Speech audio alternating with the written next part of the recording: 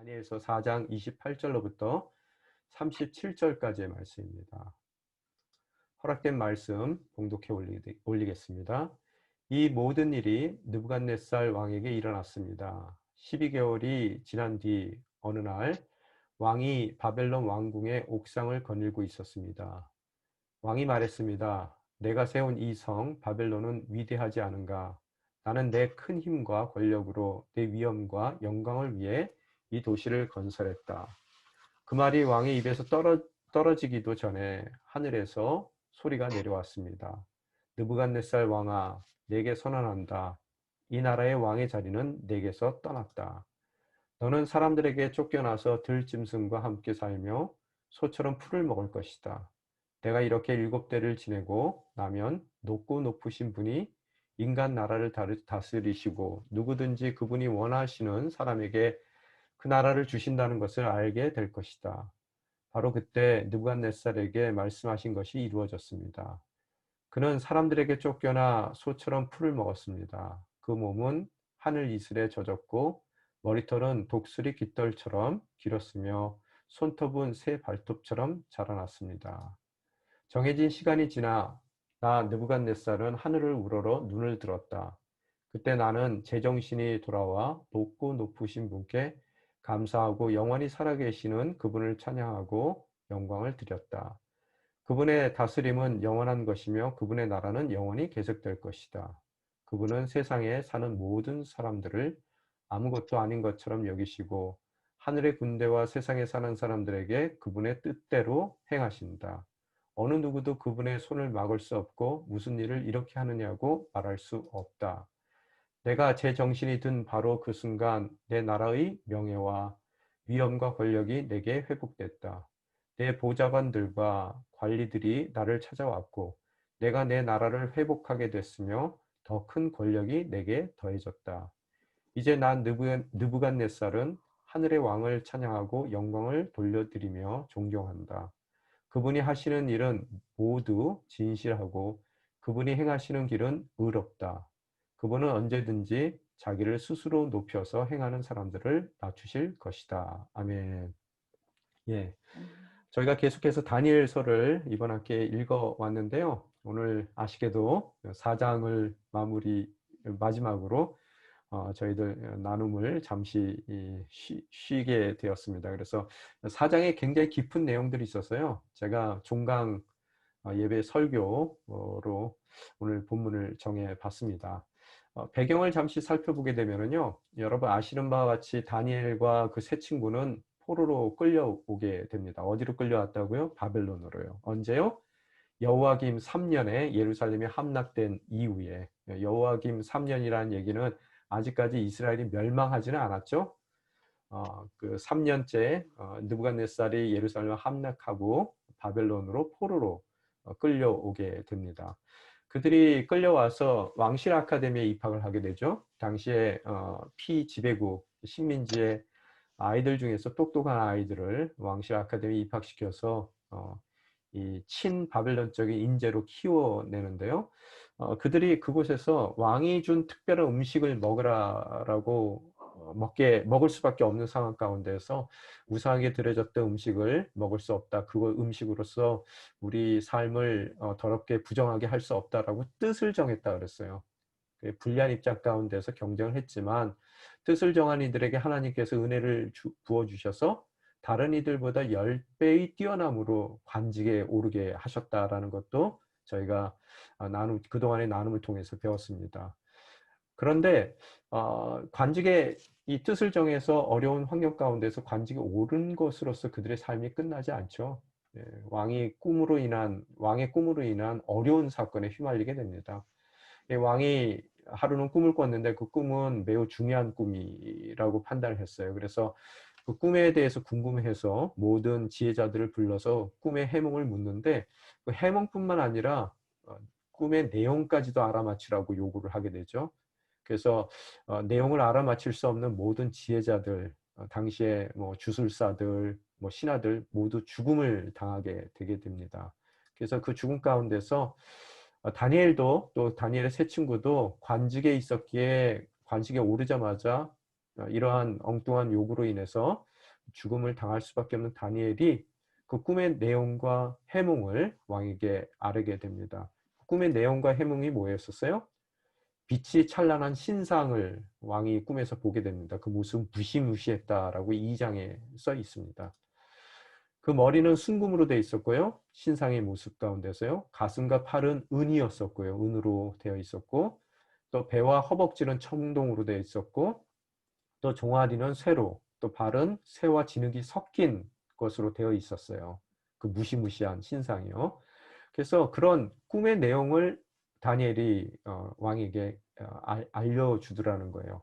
각각의 뭐예요, 여러분? 특별한 그 당시에 뭐 바벨론을 뜻한다면 페르시아를 뜻하고, 또 페르시아 이후에 뭐 그리스를 뜻하는 것이고, 또 그리스 이후에 로마 제국을 뜻한다라고 많은 학자들이 얘기하죠. 그런 신상의 모습을 보게 됩니다. 순간 그 신상이 보이는 그 순간 돌 하나가 날라오죠. 그래서 신상의 발을 쳐서 부숴버립니다. 산산조각을 내버리죠. 그래서 산산조각이 나고 그 무시무시했던 신상은 흔적도 없이 사라지는 것이 그 왕의 꿈의 뒷부분의 이야기입니다. 내용입니다. 그리고 그 신상을 친 돌은 큰 산이 돼서 온 땅에 가득하더라는 거예요. 그죠? 이것을 왕이 꿈꾸고 나서 그 해몽이 궁금해서 내용까지 알아맞히라고 모든 신하들을 불러 물어보니 이걸 대답할 수 있는 사람이 없기에 다니엘이 그 내용을 하나님 주신 능력으로 알게 되고 또 해몽까지 해 주더라는 거예요. 해몽의 내용이 뭐였습니까? 금으로 된 머리는 바벨론 왕을 뜻하는 거죠. 느부갓네살 왕을요. 금으로 만든 머리란 말이에요. 그래서 어떻다고요? 이후에 여러 나라들이 그 뒤로 나오긴 해요. 그런데 그 나라들은 은이고요. 쇠고요. 또 청동이고 진흙으로 세워지지만 어떻다고요? 바벨론만은 못한 나라라는 것을 이야기하고 있더라는 거예요. 그죠? 신상을 산산조각내는 돌은 하나님 앞에서 앞으로 일어날 일들, 그 모든 제국들이 멸망할 수밖에 없다는 것을 왕에게 보여준 것이다 라고 2장 45절에서 말씀을 하더라는 겁니다. 그것이 해몽의 내용이었어요. 그래서 그 해몽에 대한 왕의 반응이 어땠어요? 2장 47절에 보면은 너희 하나님은 모든 신 가운데 신이요 모든 왕의 으뜸이시다. 하나님을 찬양하는 내용이 나옵니다. 느부갓네살이요. 그래서 다니엘과 세 친구를 이런 하나님의 그런 백성으로서의 삶을 살고 또 아무도 그에게 감히 해주지 못했던 꿈의 내용과 해몽을 해준 다니엘과 또 그 세 친구를 높은 관직 위에 세우게 됩니다. 3장 5절에서 6절에 보게 되면은 문제가 생겨요. 관직까지 올라가서 해피엔딩은 끝나는가 싶더니 그러나 뭐라고요? 금으로 거대한 신상을 만들어요. 이 꿈의 영감을 얻어서 금으로 신상을 만드는데 그 제막식을 하는데 그 제막식의 모든 제국의 관리들을 참여하도록 명령을 합니다. 근데 무슨 이유에서인지 다니엘은 그 제막식장에서 빠지게 됩니다. 그가 거기 참석하지 않아요. 그래놓고 절하도록 명령하더라는 거예요. 그래서 만약 불순종하게 된다면 그 누구든지 불순종한 자는 절하지 않는 자는 불구덩이에 던지겠다라고 왕이 선포를 하게 됩니다. 그래서 어떻게 돼요? 다니엘과 세 친구는 뜻을 정한 사람들이에요. 당연히 우상에게 절을 할 수가 없겠죠.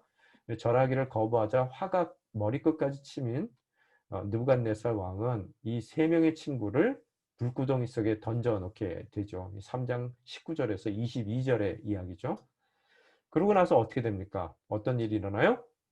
3장 25절 우리 뭐 주일학교 다닐 때 많이 들었던 얘기죠. 보라 불 속에서 네 사람이 걸어 다니는데 집어넣은 것은 세 사람인데 네 사람이 걸어 다니는데요. 묶여 있지도 않고 불에 타지도 않는구나. 그리고 네 번째 사람은 뭐라고요? 신들의 아들 같다. 예수님이 아마 거기에 나타나셨는가 봐요. 그죠? 그래서 뜻을 정한 이들이 죽지 않도록 머리털 하나 타지 않도록 주님께서 지켜주시는 모습을 보게 됩니다. 이후에 하나님과 다니엘의 세 친구를 높여주는 느부갓네살 왕의 모습을 우리는 발견하게 됩니다. 이 바벨론은 이후에 태평성대를 누리게 돼요. 가장 당시에 위대한 제국으로서 태평성대를 누리게 됩니다. 그죠? 그런데 하루는 또 다른 꿈을 꾸게 돼요. 참 이 왕은 꿈꾸는 왕입니다. 근데 두 번째 왕은 또다시 그에게 두 번째 왕 또한 또다시 왕에게 두려운 마음, 답답한 마음을 주더라는 거예요. 불편해진 왕입니다. 두 번째 꿈의 내용이 뭐였어요? 키가 큰 나무 한 그루가 꿈에 나타납니다. 그런데 그 나무가 점점 자라서 강해지고 나무 꼭대기가 하늘에까지 닿더라는 거예요. 그래서 너무나 거대한 나무이기 때문에 땅의 어디에서도 땅끝에서도 그 나무가 워낙 큰 나무이기 때문에 높이도 높고 폭도 넓기 때문에 어디에서나 잘 보이는 거대한 나무 한 그루가 나오더라는 거예요. 근데 그 나무에 나무만 큰 게 아니라 풍성한 열매까지 있습니다. 그래서 누구든지 먹을 만큼 풍족한 열매가 맺어져 있고요. 그 열매로 인해서 또 그늘 또 쉴 수 있는 공간으로 인해서 그 거대한 나무에 모든 온갖 종류의 짐승들과 새들이 모여 그 나무에서 먹이를 먹더라는 거예요. 그죠? 그때 큰 소리가 하늘로부터 내려와요. 어떤 얘기를 합니까? 그 소리가 나무를 베어버리라는 거예요. 그리고 또 짐승들과 새들을 모두 다 내쫓아 버리라라고 큰 소리가 하늘에서 내려오더라는 겁니다.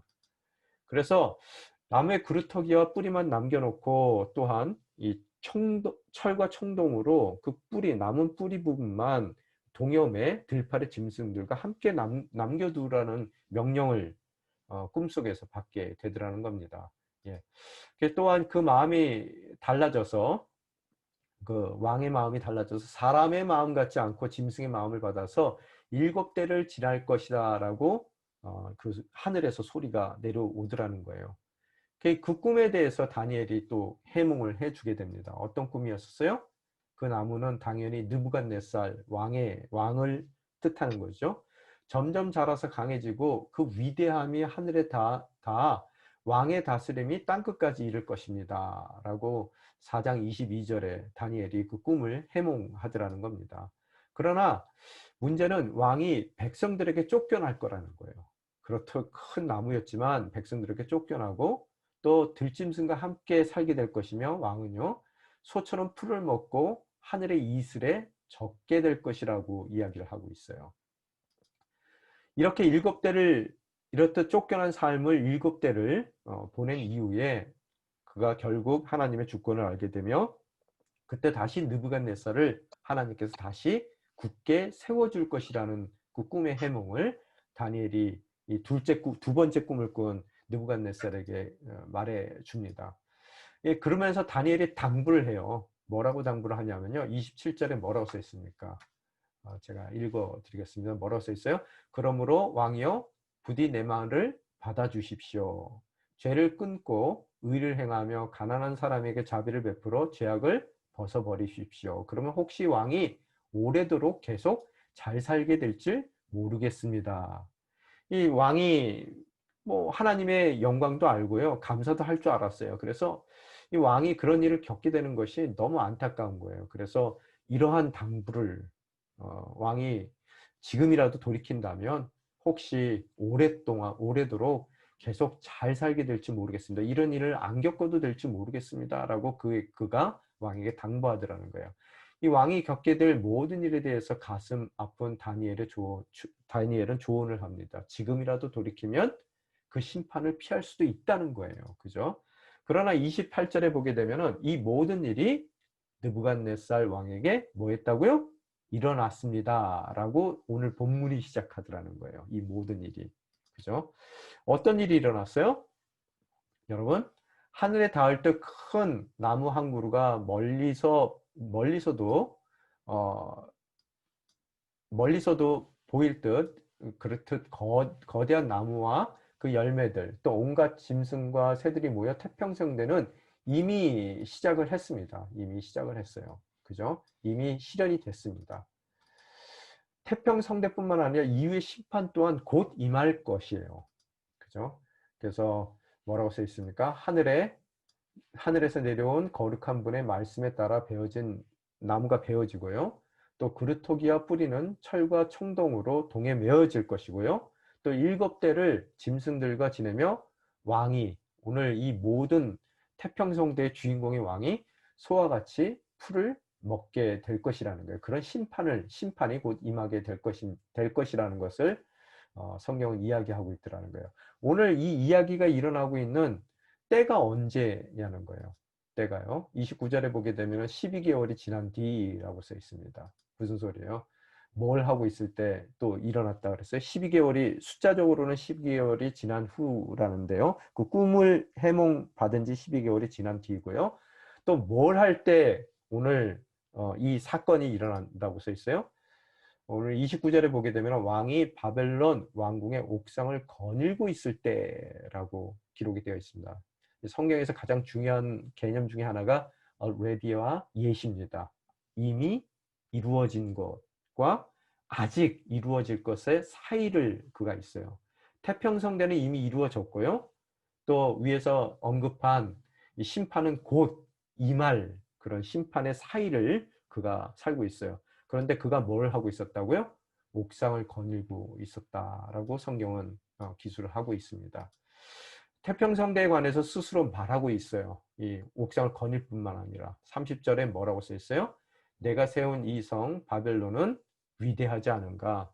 나는 내 큰 힘과 권력으로 내 위엄의 영광을 위해 이 도시를 건설했다라고 30절에 그가 이야기를 하고 있습니다. 오늘 이미 태평성대는 이루어졌어요. 말씀대로요. 그렇지만 아직까지 심판은 이루어지지 않았죠. 임박한 그 상황 가운데예요. 그리고 꿈을 꾸고 해몽받은 지 12개월 이후에 그가 그 태평성대 가운데 옥상을 거니르며 자기 도취에 빠져 있을 때 오늘 사건이 읽으신 본문의 사건이 일어나더라는 겁니다. 무슨 의미예요? 12개월이 지났다는 얘기는 분명히 다니엘이 조언해 준 대로요. 안타까운 가운데서 조언해 준 대로 충분히 돌이킬 수 있는 시간이 주어졌었다는 이야기예요. 그죠? 옥상을 거닌다는 얘기는 가장 평화로운 시기를 살고 있어요. 이게 가장 이 옥상은 성경에서 별로 그렇게 좋지는 않은 것 같아요. 다윗 왕도 옥상에 거닐다가 이상한 내다보다가 이 참 안 좋은 일을 겪게 되죠. 왕이 독백을 하고 있었어요. 근데 그 독백의 내용을 보게 되면 그가 철저한 교만 가운데 빠져 있더라는 거예요. 그죠? 잊지 말아야 할 중요한 점은 느부갓네살이 강력한 이토록 제국의 모든 것을 호령할 수 있는 태평성대를 이룬 주인공으로서의 왕이 될 수 있었던 이유가 어디 있느냐는 거예요. 그가 그렇듯 정말로 모든 나라를 정복할 수 있는 왕이 되었던 이유는 바로 하나님의 심판의 도구로 그가 부름받았기 때문이죠. 그러나 그 심판의 도구로서의 자신의 정체성은 잊어버리고 이제 자기 도취에 빠져 있더라는 거예요. 언제요? 태평성대를 누리고 있는 바로 그 시기에 어때요? 옥상을 산책하며 또 옥상에서 내려다 보이는 모든 제국의 모습을 바라보며 자기 도취에 빠져 있더라는 거예요. 하나님의 도구로 사용됐던 이 느부갓네살에게 하나님께서는 12개월이라는 충분한 돌이킴의 기회를 주셨어요. 그래서 절대로 쓰고 그냥 버리는 분은 아니세요. 그럼에도 불구하고 그 충분한 기회를 그가 결코 붙들지는 못하는 모습을 오늘 본문을 통해 발견하게 됩니다. 그런 의미 가운데서 인생에서 가장 위험할 때가 언제예요? 우리 인생 가운데 옥상을 거닐 때예요. 옥상 거니실 때 조심하세요. 야, 내가 이 많은 것을 이루었다 하실 때 이 태평성대로 인해서 가장 편안할 때 우리는 가장 큰 영적인 위험을 겪을 수밖에 없더라는 거예요. 오늘 우리의 삶은 어떻습니까? 행여 자아자찬하고 있으세요? 이대로라면은 대대로 먹고 사는 것은 문제 없겠다라고 옥상을 여러분이 거닐고 계시느냐는 거예요. 그죠?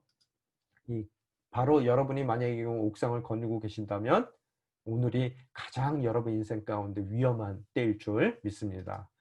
반대로 행여 여러분의 고통 가운데서 가장 바닥에 웅크리고 계시냐는 거예요. 여러분이 마음이 가난할 때라면 여러분은 어떻다고요? 복이 가장 복된 때입니다. 안심하셔도 될 때라는 거예요. 그렇죠? 왕이 자아자찬이 끝나기도 전에 무슨 일이 일어나요? 자아자찬의 말이 끝나기도 전에 뭔가 일이 일어난다라고 성경이 써 있어요. 31절에 뭐라고요? 그 말, 이 왕의 자아자찬이 어떻다고요? 왕의 입에서 떨어지기도 전에 오늘 하나님의 심판의 6가지가 선포가 되더라는 겁니다. 오늘 이 본문이 주어졌는데요. 본문 가운데 뭐라고 써 있습니까? 이 나라의 왕의 자리는 내게서 떠났다. 너는 사람들에게서 쫓겨나서 들짐승들과 함께 살며 소처럼 풀을 먹을 것이다. 내가 이렇게 7대를 지내고 나면 높고 높으신 분이 인간 나라를 다스리시고 누구든지 그분이 원하시는 사람에게 그 나라를 주신다는 것을 알게 될 것이다 라고 하나님 심판의 6가지가 선포되더라는 겁니다. 하나님의 심판의 선포 6가지를 살펴보게 되면요, 방금 읽으신 본문에서 나온 거예요. 보게 되면은 왕의 자리는 떠났다. 두 번째, 사람들에게 쫓겨난다. 세 번째, 들짐승과 함께 산다. 네 번째, 풀을 먹는다. 소처럼 풀을 먹는다. 다섯 번째, 7대를 지낸다. 여섯 번째, 알게 될 것이다. 예요. 그러면 이 6가지를 우리가 한번 살펴보자는 겁니다. 어떤 의미인지를요. 첫 번째, 왕의 자리가 떠나다. 무슨 소리입니까? 떠나다. 왕의 자리가 떠난대요. 영어 성경에 보면요, NIV에 보면 Your royal authority has been taken from you 그렇게 써 있어요. 여러분, 비동사에다가 PP형 붙으면 뭐예요? 옛날에 고등학교 뭐 다니실 때 영어 시간에 뭐라고 배웠어요? 수동태죠. 오늘 이 말씀이 수동태로 자리가 떠나다 했을 때 royal authority, 너의 왕권, 왕의 권한이 너로부터 뭐예요? 떠났다라는 얘기죠. taken away, 그죠? taken. 그러면 수동태라는 건데요. be taken에서 수동태고 has taken 했을 때 이거 뭐 현재 분사라고 그러나요? 현재 완료형? 예, 현재 완료형이라고 그러죠. 현재 완료형 수동태죠. 그러면 이게 막 일어난 거예요, 이미요. 그죠? 근데 수동태라는 얘기는 능동태가 아닙니다. 무슨 소리예요? 처음부터 왕으로서의 모든 권세는 주어졌던 거예요. 자기가 쟁취한 게 아닙니다. 자기가 잘나서 자기가 그걸 만들어낸 게 아니라요. 외부로부터 주어진 거예요. 그렇기 때문에 어떻다고요? 주신 분이 언제든지 거두어갈 수도 있다는 얘기예요. 수동태로 줬다는 얘기가요. 그죠? 그러면은 주고 걷어갈 수 있다는 의미는 뭐냐 하면요. 주어진 목적이 따로 있다는 거예요. 그 왕의 권세 또한요. 그렇기 때문에 따라서 첫째, 그 목적이 다 이루어졌을 때 걷어갈 수도 있어요. 언제 걷어가냐면요. 그 목적이, 주어진 목적이 있는 거고, 그 목적이 이루어졌을 때 다 걷어가도 할 말이 없어요. 그죠? 왜? 내가 쟁취한 게 아니란 말이에요. 그죠? 내가 내 능력으로 일군 것이 아니라는 거예요. 주어진 것이죠. 혹은 그 목적대로 사용되지 않을 때 걷어갈 수도 있어요. 그죠? 그게 이제 수동태 쪽으로 주어졌다는 거예요. 그 왕의 자리가 이제는 거둬져 갔다는 거예요. 그래서요. 현재 우리 자리는 어떠냐는 거예요. 여러분의 자리는 어떻습니까? 직장에서의 자리, 그죠? 목사는 제가 뭐 오늘의 교회 부목사로서의 제 자리, 제가 성취한 자리예요. 능동적으로요. 능동태로요. 잘나서 또 제가 능력이 있어서 이 자리에 올라왔습니까? 여러분 직장에서의 자리 또한 아니면은 이것이 주어진 자리예요. 능동태입니까? 수동태입니까? 우리가 오늘 왕과 똑같은 그런 어려움 가운데 그것이 빼앗기는 자리가 되지 않기 위해서는요. 첫 번째 우리가 이 자리가 능동태의 자리냐 수동태의 자리냐는 것을 알아야 된다는 거예요. 그죠? 이 얘기는 뭐냐면요. 수동태일 때는 뭐예요? 주어주고 걷어갈 수 있다는 이야기는 뭡니까? 주신 분의 목적이 있다는 얘기죠. 그 자리에 대한 목적이요. 오늘 우리가 정말로 물어야 되는 것은 이 자리가 수동태의 자리다. 그러면 주신 분의 목적을 이루고 있느냐를 또 물어야 된다는 거예요. 왜? 이걸 안 이루고 있으면 빼앗겨요. 그런데 이것을 지금 이루고 완성했다면 그것은 칭찬받고 뭐예요? 하나님이 원하신 또 다른 자리로 가게 되는 거예요. 그죠? 이해가 되셨어요? 그래서 올바른 정체성을 알게 되는 거고요. 수동태로 우리가 받아들일 때요. 내가 누군지를, 이 자리에 왜 있는지를 아는 거고요. 또 내가 온전한 정체성을 갖게 되면 거기에 걸맞는 행동들을 해나가는 것이고요. 바로 그것을 릭 워렌 같은 사람은 뭐라고요? 목적이 이끄는 삶이다 라고 얘기하는 거예요. 오늘 목적이 이끄는 삶을 살지 못했으니까 엉뚱하게 있다가 이제 느닷없이 모든 것을 빼앗겨 버리게 되더라는 거예요. 왕의 자리가 떠나버려요. 그죠? 올바른 정체성, 바로 올바른 정체성. 이 목적을 아는, 올바른 정체성이라는 것은 목적을 아는 것이고요. 바로 올바른 나의 정체성을 알고 내 인생 가운데 궁극적인 목적이 무엇인지를 아는 것이 겸손함이라는 거예요. 그죠? 이 정체성을 망각하는 것이 교만입니다. 오늘 그 정체성을 망각해서 왕은 자기가 다 이루었다라고 생각하고요. 내가 잘나서 이 태평성대를 이루었다라고 생각하면서 오늘 그 옥상을 산책하다가요. 그 말이 끝나기도 전에 모든 것을 다 빼앗겨 버리는 그런 이 교만한 사람, 이 어두운 이 뭐예요? 어리석은 자로서의 삶을 정체성을 망각한 교만하고 어리석은 인생을 살더라는 거예요. 여러분 수동태적인 자리를 아는 사람들은요. 그 자리에서 밀려나더라도 내가 목적을 위해서 최선을 다했다면은요. 하나도 억울할 게 없어요. 이제 다음 단계로 가는 거예요. 불러주신 다른 단계로요. 그래서 이 사람이 목적이 이끄는 삶을 또 올바른 정체성을 가졌는지 안 가졌는지는요. 내려올 때 보면 알아요. 그래서 그걸 막 못 내려와서 막 힘들어하고 어렵게 하는 사람들은요. 다 능동태적인 사람들입니다. 자기가 이룬 거예요. 그죠? 그 사람들은요. 이 옥상 거닐다가요. 다 뺏깁니다. 오늘 이 왕의 모습을 통해서 우리가 무엇을 생각해야 되는지, 우리의 자리가 무엇인지를 심각하게 물어봐야 되겠더라는 거예요. 자, 둘째, 사람들에게서 쫓겨난다. 이 누구예요? 이 사람들이 도대체. 태평성대를 함께 이룬 역전의 용사들입니다. 이 느부갓네살은 전쟁 영웅이라고 했어요. 전쟁터를 함께 누비던 사람들일 거예요. 그죠? 그래서 좌의정, 우의정 다 세워놨을 겁니다. 근데 그 사람들에게서 쫓겨나요. 여러분 이 얘기는 뭡니까? 이 사람들이요. 우연하게 만났다라고 생각해요. 나도 좀 열심히 해서 내가 정말로 세상 말로는요. 좀 재수가 좋았으면 나도 왕 될 수 있는데 뭐 저 왕이 특별히 잘나서 왕이 된 게 아니라 정말로 시대를 잘 타고났다. 뭐 아니면은 저 집안에서 나도 저런 집안에서 태어났으면은 나도 왕 될 수 있을 텐데 뭐 이런 우연한 생각들을 가진 사람들이란 말이에요. 함께 했는데도 불구하고요. 그죠? 그래서 그 사람들은 부르심을 몰라요. 우리들은 어때요? 부르심을 아는 사람들이에요. 함께 있었을 때 저 사람이 장이고 나는 사수다.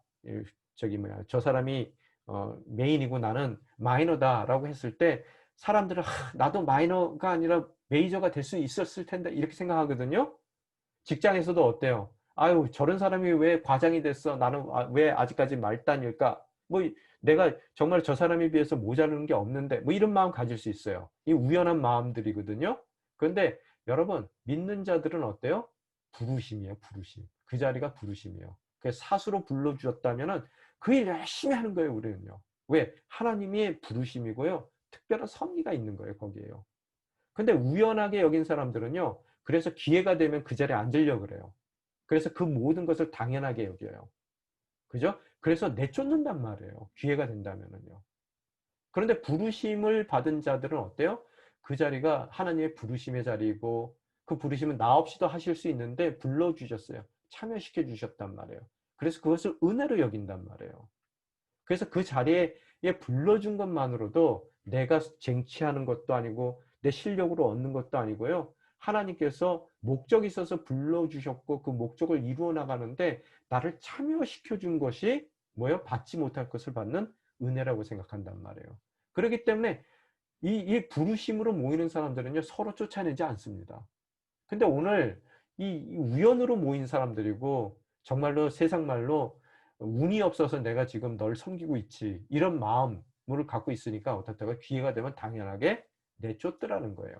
느부갓네살은 어떤 사람이에요? 은혜의 부르심의 입장 가운데 봤을 때 이스라엘 백성을 위한 도구로 부름받았어요. 그걸 알았다면은 모든 것을 은혜로 여기고 그는 옥상에서 그런 자아자찬을 하지도 않을 것이고 또 자아자찬을 하는 우연한 그런 상황 가운데서 운이 좋은 상황 가운데서 그 자리에 있는 사람이라면 함께 모였던 사람들도 어떻다고요? 당연함이 아닌 부르심으로 함께 모였을 거라는 거예요. 사람들 또한 어떻다고요? 이들 또한 내쫓는 상황 가운데서도 느부갓네살을 위한 도구로 사용되고 있는 거예요. 오늘요. 느부갓네살이 제정신 차릴 수 있도록요. 이것을 알았다면 이들 또한 부르심과 은혜 가운데서 서로를 대했을 거라는 거예요. 그죠? 오늘 우리 또한 누군가를 위한 도구로 사용되고 있는지 알아야 되더라는 거예요. 당연한 게 아닙니다. 또 우연한 게 아니에요. 운이 없어서 내가 이 자리에 있는 게 아니라요.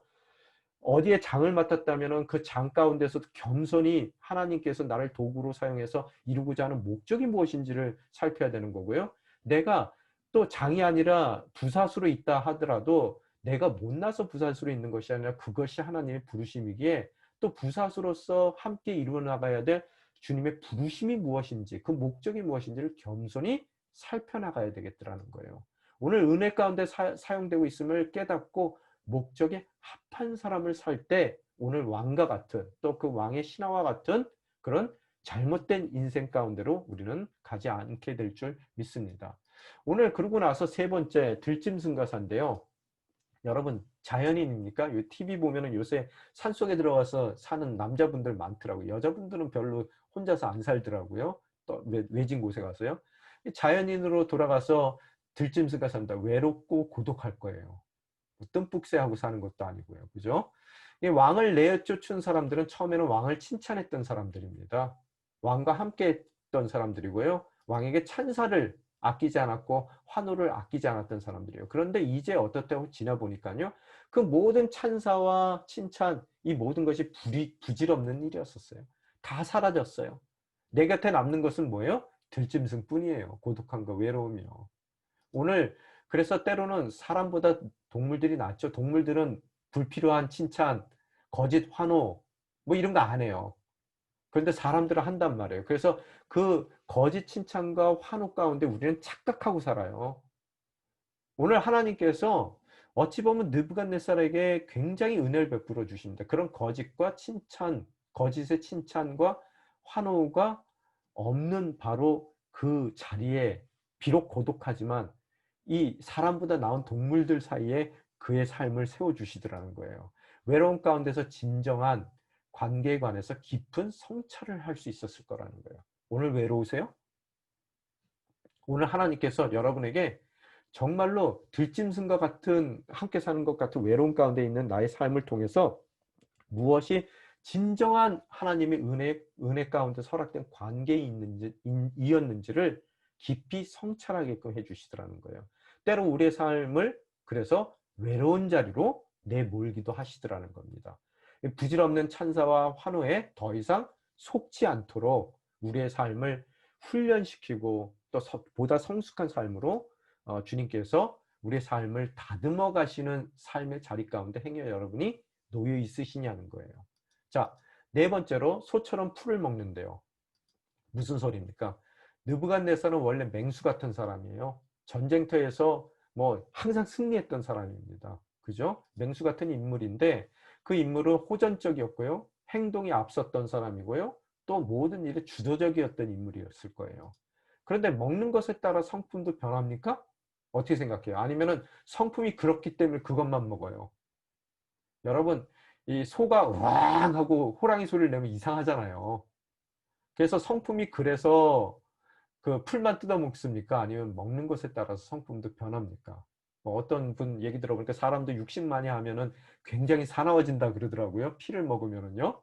그래서 하여간 먹는 거에 따라 성품도 변하는 것 같아요. 그죠? 오늘 주도적이고 호전적이던 능력의 소유자였어요. 그러나 오늘 이 모든 소처럼 풀을 먹는 삶을 통해서 뭐로 변화된다고요? 온순한 성품으로 변화되더라는 거예요. 여러분 여기서요. 호전적인 능력은 그대로 놔둬요. 능력은요. 뭐만 변화시킨다고요? 소처럼 풀 뜯어먹는 삶을 통해서요. 온순한 성품만을 변화시켜요. 그것이 뭐예요? 성숙이에요. 능력은 남아있대. 그 능력과 함께 거칠었던 성품은 이제 온순한 성품으로 바뀌더라는 거예요. 그게 성숙이에요. 그죠? 소 같은 성품, 호랑이 같은 능력. 이해가 됐습니까? 때론 하나님께서 우리에게 풀만 먹이셔요. 그래서요. 그래서 철저하게 우리가 낮아지게끔 만드세요. 그죠? 능력은 남기세요. 옛날에 뭐 세상을 휘젓고 다녔던 호랑이적인 그런 사자적인 능력은 남기시지만 어떻다고요? 우리의 거칠었던 성품만을 풀먹는 삶을 통해서 변화시켜 주시더라는 거예요. 그게 성숙이라는 거예요. 이를 통해 숙성시켜 나갑니다. 여러분, 둘 다 변하면 어떻게 돼요? 썩는 거예요. 이 풀 먹는 과정을 통해서 능력까지도 다 잃어버려요. 어떻게 됩니까? 능력도 없고 성품도 온화해요. 쓸모가 없단 말이에요. 그죠? 그럼 썩은 거예요. 그 인생은요. 그렇지만 하나님께서 능력은 놔두고 성품만을 쓸 수 있는 성품으로 변화시켜 주시는 그런 숙성된 삶으로 때로 우리의 삶을 만들기 위해서 풀 먹는 인생으로 우리를 내몰기도 하시더라는 거예요. 자, 다섯째 뭐라고요? 7대를 지는데요. 무슨 소리입니까? 7년이라고 그러지는 않아요. 학자들의 주장입니다. 왜? 7년으로 계산했을 때 역사적으로 좀 계산이 안 맞아요. 그래서 7대, 그게 뭐 시즌스라고 얘기하는 경우도 있더라고요. 그래서 봄, 여름, 가을, 겨울 이걸 갖다 한 때로 정해서 7대를 뜻하면은 뭐 사계절로 친다면은 7대라면은 뭐 한 1년 반 정도 되겠네요. 그죠? 그래서 그럴 수도 있고 뭐 7년일 수도 있는 것 같아요. 하여튼 7대입니다. 이 7은 뭐예요? 완전의 수예요. 숙성하기 원하시는 하나님의 계획을 이루기에 충분한 때란 말이에요. 그 인생을요. 능력은 놔두되 거칠었던 모든 성품, 교만 이걸 다 제하시기에 충분한 때, 숙성해서 성숙해 하는 그런 충분한 때를 하나님의 계획에 맞춰 그 때가 지날 때 어떻다고요? 지나도록 7대를 지나게 하신다는 거예요. 단 이런 7대를 지나게 하실 때요. 하나님이 늘 하시는 것은 미리 회복의 날을 알려주세요. 우리에게요. 해피엔딩을 알려주신단 말이에요. 끝을 알려주세요. 그래서 회복에 대한 소망을 갖게 하시고요. 또 늘 그 7대를 지나면서 기대와 믿음으로 그 7대를 기다림을 통해서 숙성된 우리의 삶을 허락해 주시더라고요. 소망을 주세요.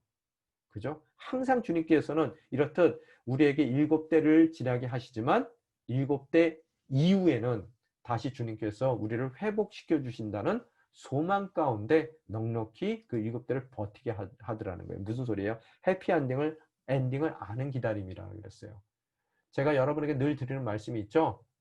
여러분 아무리 신데렐라가 어렵다 하더라도요. 조금 이렇게 어렵게 하는 사람들 때문에 요정이 마음이 변해서요. 잠시 후에 나타나가지고 요정이 호박으로 마차 만들어주고 뭐 쥐로 마부 만들어서요.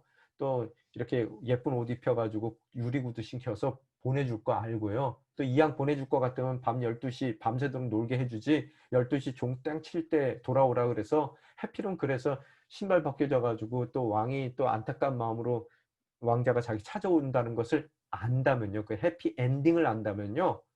지금 그 새어머니한테 고난받더라도 하나도 그게 문제 안 된다는 거예요. 그죠? 하나님도 우리의 7대를 지날 때요. 그 해피 엔딩을 다 알려주고 7대를 지나게 하신단 말이에요. 그래서 그것을 넉넉히 이겨나가게끔 도와주시더라는 거예요. 그죠? 그래서 마지막으로 알게 하신다라는 거예요. 뭘 알게 하세요? 높고 높으신 분이 인간 나라를 다스리고 누구든지 그분이 원하는 사람에게 그 나라를 주신다는 것을 알게 하신다는 거예요. 하나님은 모든 것을 오케스트레이트 하시는 분이세요. 지휘자처럼요. 그래서 정말 완벽한 그런 악보를 갖고요. 그 소리를 낼 때 너는 바이올린, 너는 실로폰 이렇게 다 정해주세요. 그래서 탁 손짓할 때 오케스트레이트 할 때 손짓했을 때 나는 그냥 맡겨진 악기를 그 주신 악보에 맞춰서 딱 치기만 하면 돼요. 그러면 너무나 완벽한 조화로운 음악이 나오는 거고요. 그걸로 인해서 그걸 지켜보던 모든 사람들은 우리에게 박수칩니다. 이게 하나님께서 하시는 거거든요. 또 감독으로 비유하면은요. 우리가 무슨 역할을 할지 너무나 잘 아시는 분이세요. 그래서 완벽한 시나리오를 갖고요. 스토리를 갖고 거기서 우리에게 너는 지나가는 행인 1 그렇게 얘기하시거든요. 그래서 우리는 때로는 그래요. 지나가는 행인 1 너무 이건 억울하다. 나같이 잘생긴 사람이 왜 이걸 해야 돼? 나 주인공 해야 되는데. 뭐 이런 마음을 갖고 평생을 낭비하는 사람이 있는데요.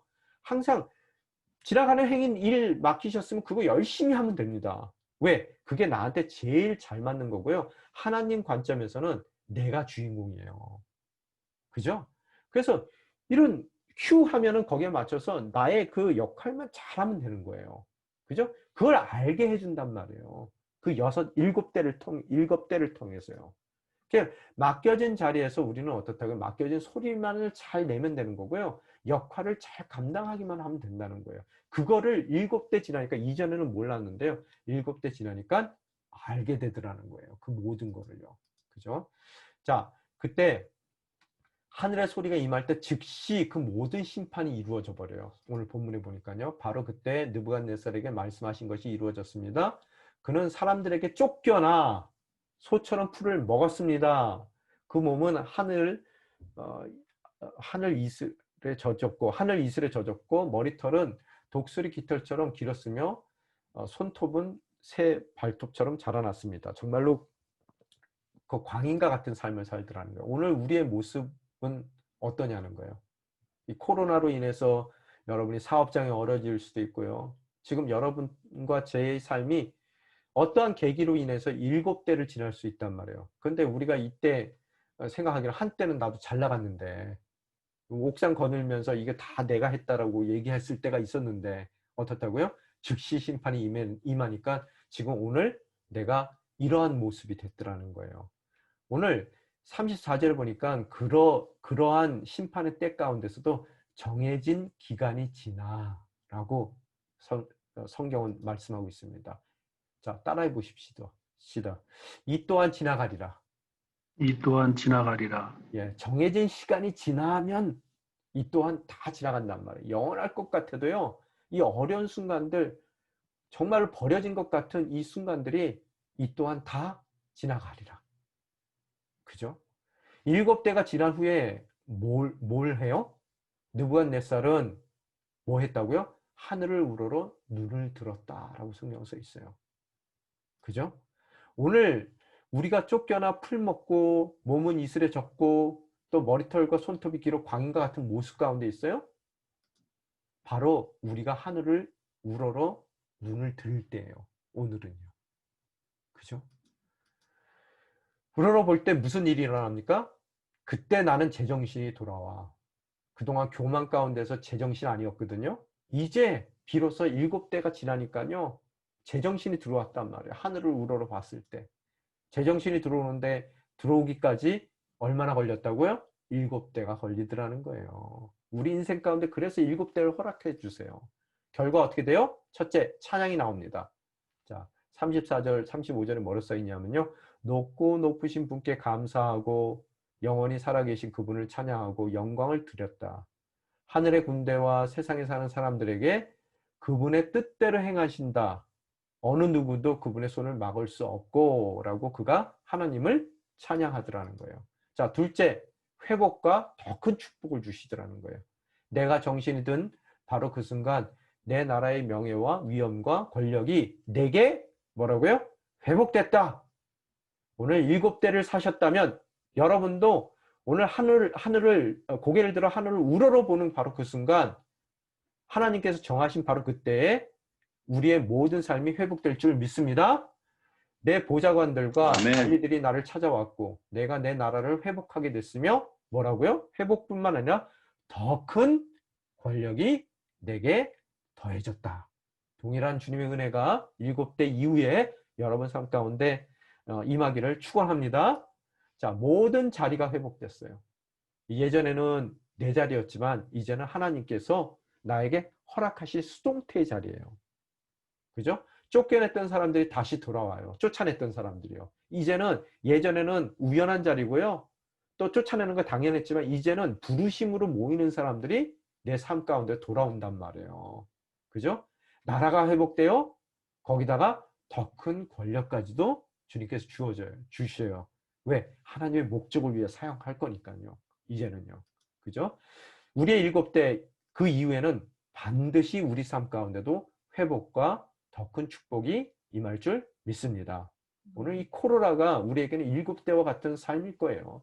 그렇죠? 이 또한 지나가리라. 우리가 비록 정말 이슬을 맞고, 그죠? 짐승들과 함께 지내며 때로는 머리도 길러서 정신이 없어요. 너무 힘들어요. 광인이 된 것 같고 뭐 손톱이 막 이렇게 나와가지고 정말 사람 꼴이 아닙니다. 그렇지만 이 또한 지나가리라. 아멘. 그죠? 다 지나갔을 때 하늘을 들어 우러러 봤을 때 우리에게 반드시 오늘 본문에 나온 것 같은 회복과 더 큰 축복이 우리 삶 가운데 임할 줄 믿습니다. 본문의 마무리는 감사와 찬양으로 끝나요. 이제 나 느부갓네살은 하늘의 왕을 찬양하고 영광을 돌려드리며 존경한다. 그분이 하시는 일은 모두 진실하고 자기한테 했던 일도 진실하대요. 그분이 행하시는 길은 의롭다. 나에게 7대를 허락하신 것도 의로워요. 그분은 언제든지 자기를 스스로 높여서 행하는 사람들을 맞추실 것이다. 내가 정말로 바보였지. 왜 교만했을까? 오늘 정말로 그 삶을 돌이키는, 정말 능력은 사자의 능력인데요. 성품은 소와 같은 성품으로 변한 느부갓네살의 모습을 우리는 발견하게 되더라는 겁니다. 한때 세상을 호령했던 영웅이에요. 그러나 7대의 아픔을 통해 이후 회복시켜 주시는 주님을 찬양하는 느부갓네살의 모습을 우리는 발견하게 된다는 거예요. 우리도 또한 행여 오늘 그 7대를 살고 있습니까? 우리에게도 정하실 때가 온다. 반드시 온다는 거예요. 삶이 회복될 때 우리의 삶 또한 동일한 감사와 찬양이 넘칠 줄 믿습니다. 믿음이라는 것은 바로 그런 감사와 찬양을 지금 이 시간에 앞당겨 드리는 거예요. 그죠? 우리가 앞으로 드릴 건데 그거를 오늘 앞당기는 겁니다. 오늘 내가 비록 7대를 아직 살고 있는다 하더라도 그 삶 가운데 앞으로 드릴 감사와 찬양을 앞당겨 내가 드릴 때 나에게는 이 7대를 이길 수 있는 넉넉한 하나님의 능력이 임할 줄 믿습니다. 그 능력으로 감사 찬양을 앞당겨서 주님 앞에 드리는 것으로 이 7대 가운데서도 하나님께 찬양 드릴 수 있는, 감사 드릴 수 있는, 또 그 감사와 찬양의 능력으로 그 모든 것을 넉넉히 이겨내는 저와 여러분이 되시기를 주님의 이름으로 축원합니다. 결론인데요. 빨리 읽을게요. 제가 너무 오늘 시간을 많이 잡았는데 하나님은 주권자예요. 모든 것을 오케스트레이트 하시는 분입니다. 우리를 은혜 가운데 사용하시기를 원하세요. 그런데 착각하는 우리의 어리석음이 있습니다. 내가 다 했다고 생각해요. 옥상을 거리며 자아자찬할 때 바로 그때가 가장 위험할 때입니다.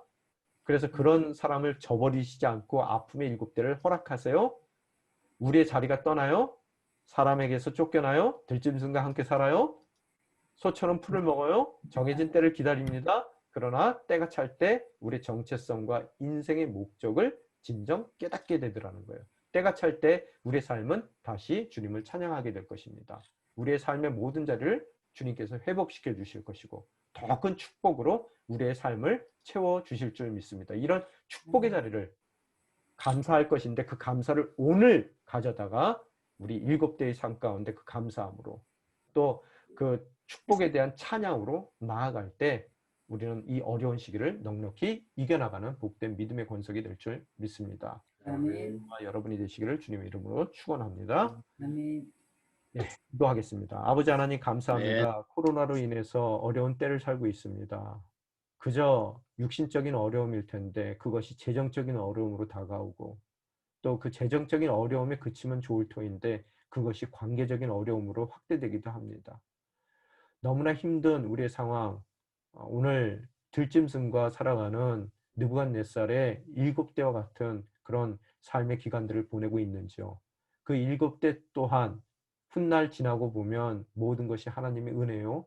또 감사할 모든 주님의 능력 가운데 우리에게 허락된 은혜의 시간이라는 것을 깨달을 때가 있을 줄 믿습니다. 오늘 그 모든 때가 다 맞추어지는 그 상황 가운데서 감사와 찬양을 드렸던 것 같이 우리 인생 가운데서도 회복된 그날 또 더 큰 능력으로 우리의 삶을 부어주실 그날 우리가 주님을 찬양하고 감사할 터인데 오늘 믿음 가운데 감사와 찬양을 앞당겨 7대를 살아가는 이 순간 저희들 주님 앞에 찬양하고 감사드리기를 원합니다. 그 감사와 찬양을 통해서 저희들 주님께서 허락하신 능력으로 정말 힘든 이 오늘을 넉넉히 이겨나갈 수 있는 우리 양재 공동